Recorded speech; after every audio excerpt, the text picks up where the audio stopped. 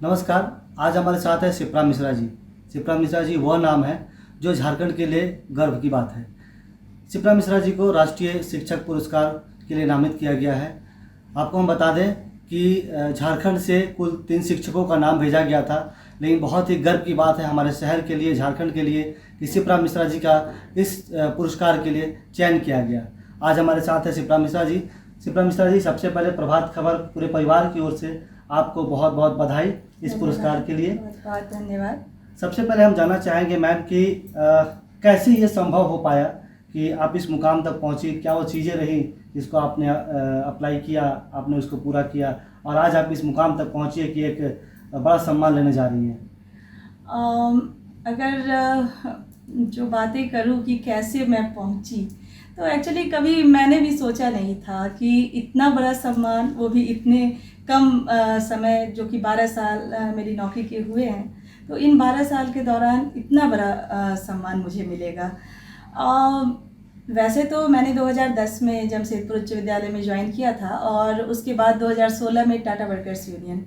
तो उस समय क्या था कि उस स्कूल में पिछले 8 साल से कोई विज्ञान के शिक्षक नहीं थे और एक वैक्यूम जो क्रिएट था, मैंने कोशिश की कि उस गैप को भरा जाए और मैंने कोशिश की कि बच्चों को रटी रटाई गई विज्ञान की शिक्षा ना दूँ, बल्कि उन्हें कुछ ऐसा सिखाओ जो कि उनके जीवन के लिए उत्तम हो। जैसे विज्ञान का मतलब मेरे हिसाब से ये नहीं है कि क्लास में किताब से पढ़ा दिया, रटा दिया, बल्कि मेरा ये मानना है कि विज्ञान जीवन की प्रयोगशाला में समस्याओं को खोजना और उसके समाधान में निहित है।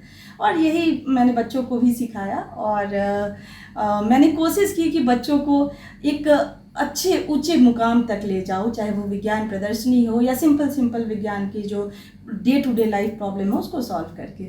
लेकिन बच्चों को पहुंचाते पहुंचाते मैं खुद कब इतनी ऊंचाई पर पहुंच गई मुझे पता नहीं चला। बहुत सही बात की आपने। विज्ञान को एक ऐसा रोचक, जिसे बहुत मुश्किल विषय माना जाता है, आपने उसको बहुत रोचक तरीके से बच्चों को पढ़ाया और वहाँ तक उनको समझाने का प्रयास किया। हमने स्कूल में देखा है कि आपने बहुत तरीके से, बहुत इनोवेटिव तरीके से बच्चों को विज्ञान की चीज़ें बताने के लिए आपने प्रयास किया है। तो वो क्या प्रयास था, कैसे आपने शुरू की, कैसे वो मन में आया वो करने के लिए? जी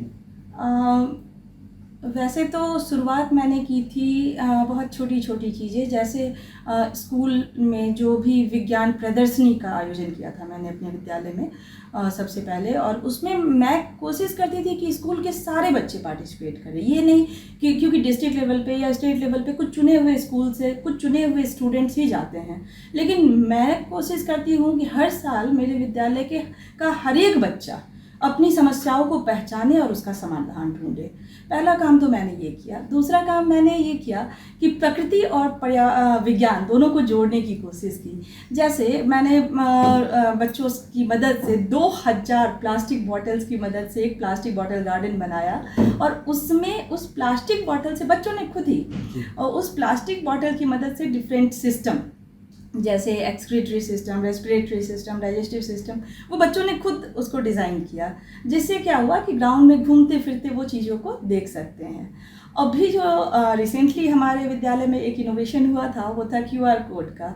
तो QR कोड के बारे में हमारे यहाँ चूँकि हमारे जो NCERT की किताबें हैं उन किताबों में QR कोड से बहुत सारी चीज़ें उनमें डाली गई हैं, दीक्षा ऐप में भी डाली गई हैं, लेकिन बच्चे उससे अवेयर नहीं, क्योंकि बच्चे समझते हैं QR कोड का मतलब सिर्फ बिल पेमेंट करना।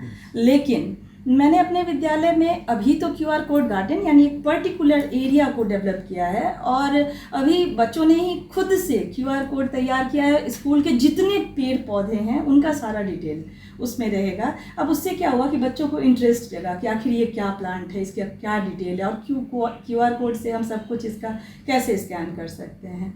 तो इस तरह से कुछ चीज़ें हैं जिसके माध्यम से मैंने कोशिश की कि बच्चों को विज्ञान समझ में आए मज़ेदार तरीके से। कैसे, मतलब ये ख्याल कैसे आया या आपके लिए कौन प्रेरणा स्रोत रहा कि आप ये ऐसे काम करें? क्योंकि बहुत सारे शिक्षक हैं, आपके साथ भी काम करने वाले हैं, हज़ारों शिक्षक हैं जिनका रूटीन है कि सुबह घंटी लगी क्लास लेना है, फिर घंटी लगी घर चले जाना है, लेकिन आपने कुछ अलग सोचा। मतलब ऐसा क्यों, मतलब बस अभी चाहती केवल अपना सर्विस कर सकती थी, इस तरह की पहल आपने करने सोची? मैं अगर कुछ दिनों तक लगातार मैं स्कूल में अगर कंटिन्यूअस जो एक ऑटोनोमस क्लास होता है कि सिर्फ जाकर पढ़ाना और बस आना, अगर वैसा करती हूँ तो मुझे ऐसा लगने लगता है कि कुछ तो हो ही नहीं रहा है, कुछ नया करना चाहिए, अब और कुछ नया करना चाहिए। और इस नए करने की खोज में, चाहत में बस रास्ते मिलते जाते हैं। एक शिक्षक के रूप में आप अपने आप को अभी कितना सफल समझती है, मानती है? अभी बहुत कुछ करना बाकी है। अभी तो बस शुरुआत है। 10 साल 12 साल की नौकरी में कहाँ हम कुछ कर पाते हैं बहुत ज़्यादा। अभी मेरी नौकरी लगभग 20 साल बाकी है, 22 साल नौकरी और बाकी है, तो बहुत कुछ करना है आगे। तो एक जैसे कि बच्चों के बारे में बात करते हैं कि आप जब क्लास पढ़ाने जाती होंगी, आपके समय में और अभी के समय में, जब आप भी विद्यार्थी रही होंगी, तो उस समय के विद्यार्थी और अभी के विद्यार्थियों में कितना फ़र्क है? उनके शिक्षक के प्रति सम्मान की बात करें या फिर उनके समझ की बात करें, उनके इंटेलिजेंस की बात करें, तो वो कितना फ़र्क समझती हैं पहले और अभी के मायने में?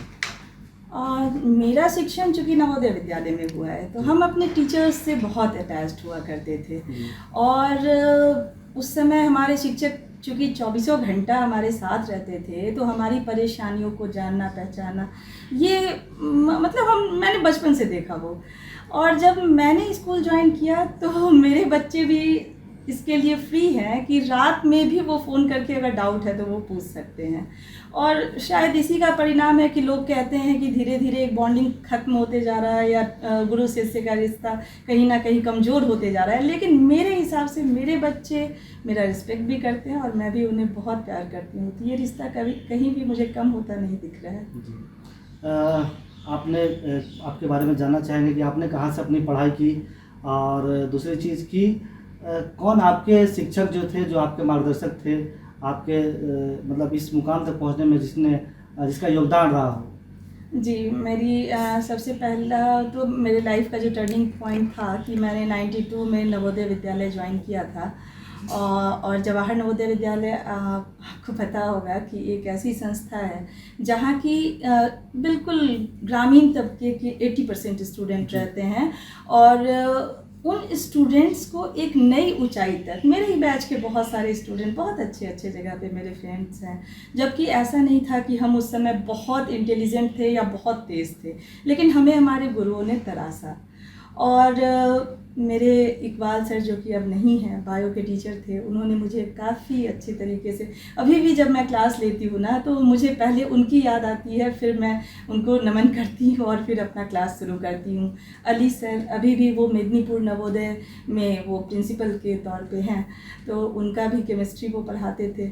और बाकी बहुत सारे ऐसे टीचर्स थे, लेकिन जो मेनली मतलब जो टीचर्स एक होता है ना कि छाप छोड़ के जाते हैं, तो उन्होंने मेरी बहुत एक तरह से मेरे जीवन में बदलाव किया।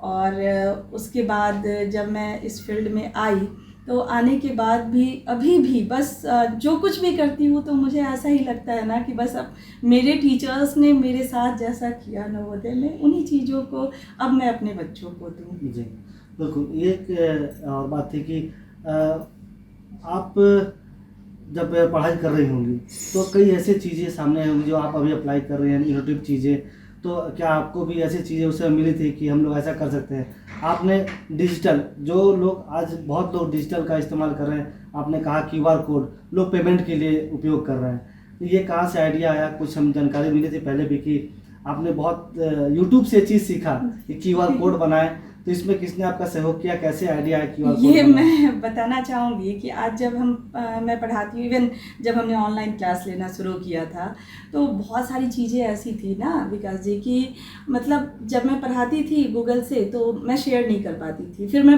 अपने स्टूडेंट से पूछती थी कि अरे बताओ थोड़ा देखो तो शेयरिंग कैसे करते हैं। तो उस समय जब, क्योंकि उससे पहले हम नहीं जानते थे, बिल्कुल हमने इंटरेस्ट ही नहीं लिया था, कोविड से पहले ना कभी ज़रूरत पड़ी और ना हमने कभी सीखा। लेकिन जब कोविड का दौर आया तो बहुत कुछ सीखने को मिला, और वो भी अपने स्टूडेंट से, वो उन्होंने बताना शुरू किया। और उसी में एक स्टूडेंट था है विकास जी, जो कि काफ़ी डिजिटली साउंड आज हो चुका है, और उसी ने मैंने उससे ही कहा था कि क्या QR कोड से क्या कुछ ऐसा बना सकते हैं क्या खुद से, क्योंकि था, एनसीईआरटी बुक में था, लेकिन क्या हम खुद से बना सकते हैं इसका आइडिया मुझे नहीं था। तो वो बोला हाँ टीचर बना सकते हैं ना।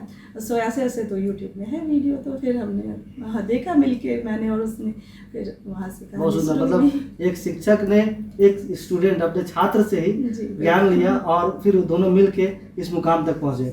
बहुत बढ़िया। पूरे राज्य से 3 शिक्षकों का चयन किया गया था। बहुत गर्व की बात है कि तीसरे साल लगातार जमशेदपुर से शिक्षक का चयन किया गया और आप उसमें शामिल हैं। किस तरह से, क्या आपको मालूम था कि ये आप इस जगह तक पहुंच पाएंगे? कैसे आपने तैयारी की? क्योंकि पहले से इसके लिए तैयारी करनी पड़ती है, हम आवेदन करते हैं तब उस मुकाम तक पहुंचते हैं। तो आपको किसने इसमें बहुत मोटिवेट किया कि तुम इसमें अप्लाई करो, आप इसमें अप्लाई करें इसमें और आप वहाँ तक जा सकती हैं? तो कौन प्रेरणा स्रोत बना आपके लिए और कैसे आपने इसको पूरा किया? एक्चुअली अप्लाई करना तो 2019 में मैंने पहली बार अप्लाई किया था, और उस समय मुझे कुछ भी बहुत ज़्यादा आइडिया नहीं था, लेकिन उस वर्ष मुझे राज्य पुरस्कार दिया गया था। फिर उसके बाद जब चीज़ों को समझने लगी, लेकिन फिर भी बहुत, ये फॉर्म भरना इतना आसान नहीं होता है विकास जी, क्योंकि इसमें 100 मार्क्स के क्वेश्चन होते हैं, जिसमें कि 20 और 80 में मार्क्स, बहुत सारे स्टेप्स हैं। तो उन स्टेप्स के बारे में टेक्निकली जानना कि किसमें किस क्वेश्चन का कैसा आंसर होना चाहिए, यह भी ज़रूरी था। और इसमें निश्चित रूप से मेरी मदद की है एक शिक्षक हैं देवघर में, अरविंद राज जजवारे जी, जो कि पहले ही उनको सबसे पहला जो ऑनलाइन राष्ट्रीय स्तर पे प्रेसिडेंट अवार्ड दिया गया था झारखंड से, उन्हीं को मिला था वह। तो उन्होंने मेरी काफ़ी मदद की, हर एक स्टेप पे उन्होंने मेरी मदद की। और इसके अलावा भी ऐसे शिक्षक जो जिन्हें लगातार पिछले 4 सालों से मिल रहा है राष्ट्रीय पुरस्कार, निरुपमा मैम हो या स्मिथ सोनी सर हो, इन्होंने भी मेरी काफ़ी मदद की। यानी जो एक्सपर्ट्स थे उनसे मैंने सलाह लिया और उन्होंने मुझे बखूबी सलाह भी दिया। समाज में सबसे सम्मानजनक गुरु को ही माना गया है। लोग कुछ भी कहें, लेकिन गुरु का स्थान तो सबसे ऊपर होता है। लेकिन एक राष्ट्रीय स्तर का सम्मान मिलना, आप क्या अनुभव कर रही हैं? अभी तक तो अच्छा लग रहा है, सब जगह लग रहा है कि हाँ कुछ होने वाला है, कुछ अच्छा मिलने वाला है। लेकिन बस मैं यही बोलूँगी कि जिस दिन यह सम्मान मिलेगा, यह चूँकि मेरे दादाजी भी टीचर थे, हेडमास्टर थे वो, और कहीं ना कहीं उनका भी जो डीएनए है ना वो मेरे में आया, और उनके ही कदमों नक्शे कदम पे मैं चली। और मेरे पापा जो कि बहुत ही सपोर्टिव, और हमारे यहाँ लड़कियों को हॉस्टल में नहीं भेजा जाता था। जिस समय मेरे पिताजी ने मुझे हॉस्टल में रख कर पढ़ाया लिखाया, तो जब मिलेगा यह पुरस्कार तो मैं तो खुश होंगी, लेकिन उससे ज़्यादा मेरे माता पिता, मेरे फैमिली मेम्बर्स, मेरे बच्चे बहुत खुश होंगे। और उस खुशी का अनुभव शायद मिलने के बाद ज़्यादा पता चल पाएगा। एक अंतिम सवाल कि शिक्षक दिवस की क्या प्रासंगिकता है आज के समय में?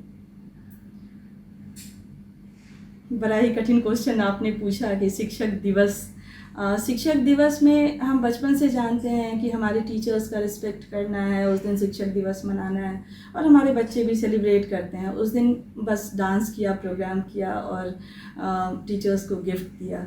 लेकिन सही मायने में शिक्षक दिवस जो है वो तभी संभव है या तभी अच्छा है जब विद्यार्थी खुद को अच्छा करे, क्योंकि हम शिक्षकों के लिए सबसे बड़ी बात होती है ना कि हमारे स्टूडेंट्स जो है वो अच्छे हों।